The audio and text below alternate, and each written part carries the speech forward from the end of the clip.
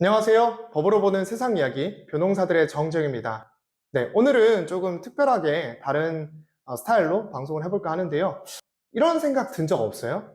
길 가다가 보니까 너무 이상한데? 저게 사업이 된다고?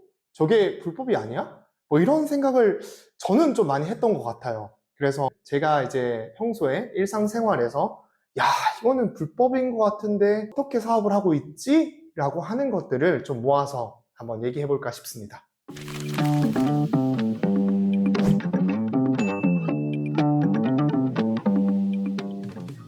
네, 바로 우리 사회의 불편한 진실이라는 주제로 얘기를 한번 해볼게요. 가장 첫 번째로 수상한 주유소. 좀 이상한 주유소들 본 적 없으세요? 그러니까 보면 기름값이 우리 뭐 평소에 한 1,600원 정도 하는데 어떤 지점은 같은 그냥 일반 휘발유인데도 2,600원씩 팔아.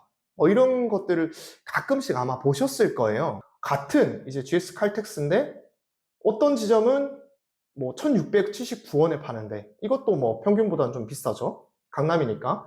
근데 3km밖에 안 떨어져 있는 다른 GS 칼텍스 지점에서 2,593원. 그러니까 리터당 914원이나 높게 받고 있는 거예요. 이게 뭐 직영점, 대리점 차이인가? 라고 했을 때는 그렇게 클 수도 없을 것 같고, 뭐 유종이 다른가 하면 같은 GS 칼텍스고, 지역이 다른가 하면 같은 강남에 3km밖에 차이 안 나는데, 이렇게 차이 나는 이유가 되게 이상하지 않으세요? 알아보니까 이런 유류비가 높게 책정된 그 주유소들을 보면 법인카드 결제가 굉장히 많다. 그러면 이게 무슨 의미가 있을까를 조금 더 이제 또 알아보니까 주유깡이라는 단어가 나와요. 그 주유깡은 유류비를 결제하고 주유소로부터 현금이나 포인트 같은 거를 되돌려 받는 거예요. 예를 들어서 특정 주유소에서 리터당 2,600원짜리에서 결제를 하면 일반 시세인 1,600원과의 차이, 그러니까 1,000원만큼을 현금으로 받거나 아니면 포인트로 받는다는 거예요. 그래서 포인트로 받으면 나중에 이걸 적립해뒀다가 내가 필요한 뭐 가전제품으로 받거나 아니면은 그 상당의 그 주유권을 받아가지고 제 개인 차량에 이렇게 넣기도 한다는 거죠. 이 주유깡은 뭐 따질 것도 없이 명백한 업무상 배임입니다. 왜냐면은 뭐 법인카드는 당연히 법인을 위해서 쓰는 비용인데 이건 결국 돌아서 내 개인을 위해서 이제 돈을 되돌려 받는 거고 법인에 대해서는 그 비용 상당을 손해를 끼치는 거니까요. 주유깡은 명백한 업무상 배임이고 그렇게 해준 주유소도 당연히 처벌돼야 되는데 아직까지도 보면 이렇게 너무나 가격 차이가 나는 주유소들이 많거든요. 이 문제점에 대해서 저만 이상하게 생각한 게 아니더라고요. 2009년에도, 2017년에도, 2024년 최근에도 계속 기자님들이 이제 취재를 거듭 하고 있을 때 여전히 바뀌지 않고 있어요. 이 뉴스가 나올 때 또 비슷하게 나오는 그런 안 좋은 소식들이 있죠. 뭐 땡땡 국회의원이 2년 동안 주유비 5,770만 원을 썼다더라. 비싼 주유소들이 여의도 근처에 있다더라. 회사, 큰 대기업의 본사 근처에 있다더라. 이제 주유비를 뭐 나라에서 받는 아니면은 주유비를 회사에서 받는 그런 사람들이 악용하는 수단으로 활용되고 있지 않느냐라는 그런 의심들이 조금 생기는 것 같아요. 너무 이상한 게 명백한데 이런 의혹은 좀 빨리 종식돼서 깔끔하게 이제 거래할 수 있는 그런 환경이 됐으면 싶습니다. 자, 두 번째 주제는 카지노예요. 카지노 하면 뭐가 떠오르세요? 저는 이제 최민식 형님이 디즈니 플러스의 카지노 드라마가 떠오르는데 그 최민식 형님이 필리핀으로 가서 카지노 제국을 만드는 그런 과정이었죠. 우리나라는 카지노가 안 됩니다. 불법이에요. 근데 딱 하나 합법 카지노가 있죠. 정선에 있어요. 그거는 우리나라 국민이 가서 할 수 있습니다. 근데 최근에 이제 길 가다가 그런 다른 업장들 많이 안 봤어요? 홀덤펍이라고? 엄청 많아요. 저는 이제 뭐 최근에 이제 설릉역 근처에서 살 때 보면 정말 고개만 돌리면 홀덤펌들이 하나씩 있더라고요. 홀덤, 텍사스 홀덤이라는 그 포커 게임을 하면서 펍, 음료를 즐긴다라는 그런 공간을 의미하는데요. 2023년도 기준으로 신고된 업체만 7,600개가 넘는다고 하더라고요. 그리고 그 중에서 뭐 불법 업소까지 하면 뭐 10,000개가 훨씬 넘겠죠. 제가 조금 더 알아보니까 일단은 합법적으로 운영을 하는 게 원칙입니다. 그래서 주로 뭐 소정의 칩을 사가지고 대회에 참가를 하면 그 대회에 1등 하는 사람한테 뭐 경품을 주고 그 칩들이 현금으로 뭐 교환되는 그런 거는 절대 안 되는 그런 합법적인 취미 활동의 공간인데요. 이게 또 시드권이라고 해서 그 참가한 그 칩들을 다른 사람한테 양도해서 이제 돈 받고 양도하는 그런 거래가 또 있다고 하더라고요. 그거는 또 명백한 불법이고요. 또 더 나아가서 보면은 이러한 합법적인 영업을 하는 업장에서도 저 뒤에 VIP 룸이나 지하 공간 이런 데 안 보이는 공간을 만들어 가지고 진짜 현찰 게임, 캐시인 캐시아웃이라고 하는 그 현찰 게임을 하더라고요. 이거는 완전 그냥 불법 카지노죠. 완전 하우스인 거예요. 근데 이런 하우스가 엄청 많았다는 게 이제 문제인 거죠. 다행히 이제 이런 엄청나게 갑자기 늘어난 그 홀덤법들을 좀 이상하게 여겨서 수사기관들이 조사를 하고 또 국회에서도 이상함을 느껴서 법을 개정해서 이 불법 카지노에 대해서 강하게 처벌하는 방향으로 이제 스탠스를 잡았는데요. 뭐 좀 더 말씀드리면 이제 관광진흥법이라는 게 개정이 됐어요. 그래서 기존에는 이런 불법 카지노가 도박 개장죄에 해당해서 5년 이하의 징역으로만 처벌이 됐는데 이제는 관광진흥법 위반으로 해서 7년 이하의 징역으로 처벌됩니다. 수사기관도 뭐 정부도 뭐 국회도 옛날에 우리나라를 완전 수렁에 빠뜨렸던 그 바다 이야기 사태가 반복되지 않도록 해야 된다라고 해서 TF를 구성을 했고 또 작년부터 완전 강력하게 당속하면서 불법법들을 잡아내고 있는데요.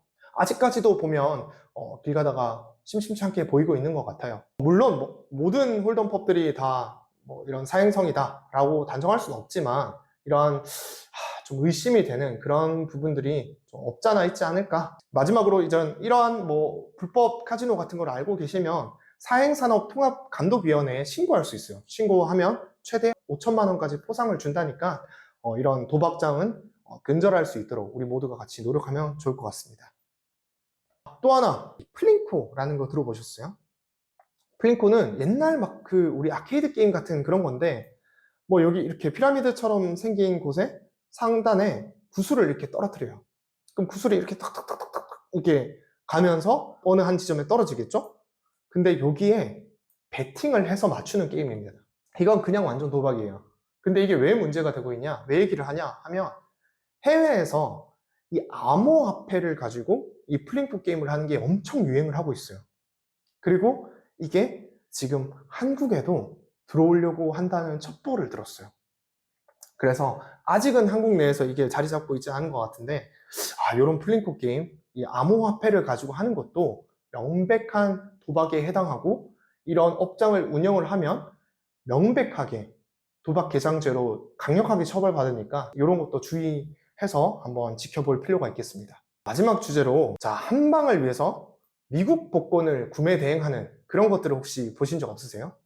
이게 몇 년 전까지만 해도 강남역 5번 출구인가? 나가면은 바로 이 키오스크라는 게 있었어요. 그래서 이 키오스크에서 뭐 5,000원 정도 주면은 뭐 슈퍼볼이나 메가밀리언 한 번 당첨되면 조 단위의 돈을 벌 수 있는 그 복권을 구매 대행할 수 있는 그 키오스크가 있었는데요. 해볼직하죠. 왜냐면 한국 로또는 1등 뭐 당첨돼봤자 30억, 세금 떼면 한 10억, 20억 되겠죠. 집 한 채도 못 산다 뭐 이런 문제점이 있잖아요. 근데 미국 메가밀리언은 당첨되면 조 단위예요, 조 단위. 자, 확률은 물론 낮죠. 3억 분의 1 정도라 하지만 어차피 안 될 거 한번 대박 한번 가야지 라는 생각으로 이 메가밀리언이나 슈퍼볼 구매 대행 서비스를 또 이용했던 사람이 엄청 많더라고요. 진짜일까? 라는 의심은 안 해보셨어요? 저는 또 되게 사본 적은 없지만 이거 아닐 것 같은데 라고 생각을 했는데 아니나 다를까 안 되는 경우가 많은 것 같아요. 일단 공식적인 그 파워볼 메가밀리언 사이트를 보면은 Q&A에 국내, 미국이죠. 미국에서 구매해야 한다라는 점이 명시되어 있고요. 그 말인즉슨 해외에서 대행해서 구매하는 거는 정식으로 인정되지 않는다라는 말과 같겠죠. 실제로 이 사기로 431억 원이나 편취한 이 사기 사건이 있었어요. 이게 한 5년 전에 있었던 사건인데 구매 대행 해준다, 나 복권 대신 사주겠다 해놓고 실제로 이제 복권 산 것처럼 해서 복권도 주고 또 온라인으로 이렇게 로또 같은 용지를 줘요. 근데 뭐 실제로는 구매를 한 적이 없는 거지. 진짜 치밀했던 게 완전 뭐 5등, 6등 뭐 이런 것들 있잖아요. 막 당첨돼봤자 5만 원, 10만 원 이런 것들. 그런 것들은 나 당첨됐어요 라고 한번 업체에 얘기하면 그 돈을 줬다고 해요. 그러니까 이제 피해자들은 의심을 안 하는 거지.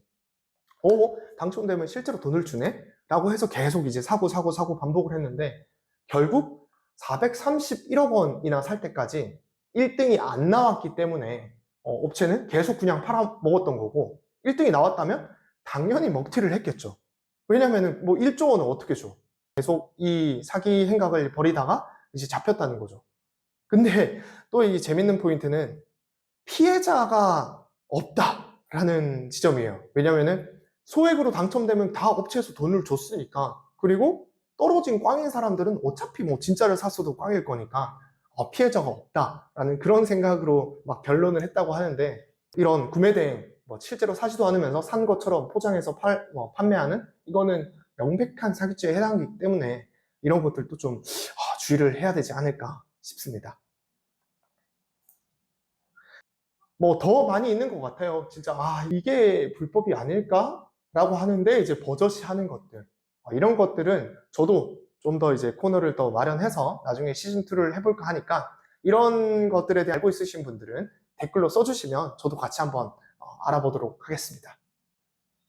네, 오늘은 우리 사회의 불편한 진실에 대해서 조금 얘기를 해봤는데요. 다음에는 더 재밌는 주제로 찾아오겠습니다. 지금까지 법으로 보는 세상 이야기 변호사들의 정재영이었습니다. 감사합니다.